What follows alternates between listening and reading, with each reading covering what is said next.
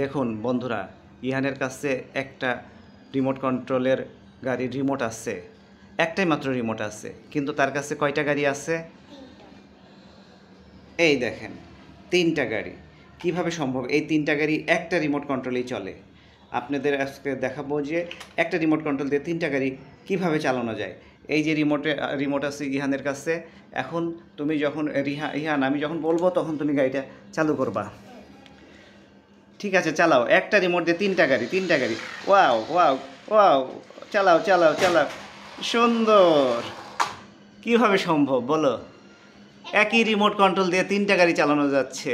কারণ একটা রিমোট দিয়ে অনেকগুলা গাড়ি চালানো যাবে, কারণ একটা কানেকশন দিয়ে তো সবগুলাই চলবে। কারণ একটা রিমোট মনে করো অন্য মানুষের গাড়ি আমি নিলাম, নেওয়ার পরে আমার রিমোট দিয়ে ওই গাড়ি চালাইতে পারবো। কিন্তু কেন? কারণ সব একটা রিমোট দিয়ে সব গাড়ি চলবে। কেন চলবে? কারণ এগুলার ভিতরে এমন সিস্টেম আছে যেটা দিয়ে সব গাড়ি চলতে পারে। হ্যাঁ, সব গাড়িগুলোর একই সফটওয়্যার ইনস্টল করা, ওই কারণে একই রিমোট কন্ট্রোল দিয়ে সব গাড়ি চলছে। ঠিক আছে, এই যে 2টা গাড়ি একসাথে পিছনে যাচ্ছে, একসাথে সামনে আসছে।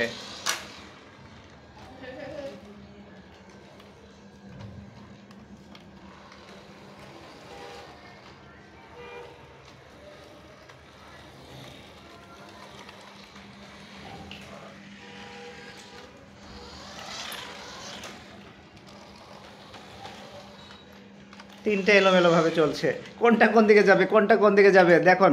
দেখুন, 3টেই চলছে, সামনে পিছনে 3টেই যাচ্ছে। কিভাবে সম্ভব একটা রিমোট কন্ট্রোল দিয়ে সুন্দরভাবে চালানো? অসম্ভব।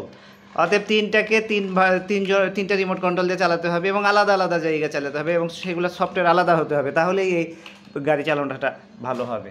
ঠিক আছে, ধন্যবাদ। আজকের মতো এখানেই শেষ। টাটা।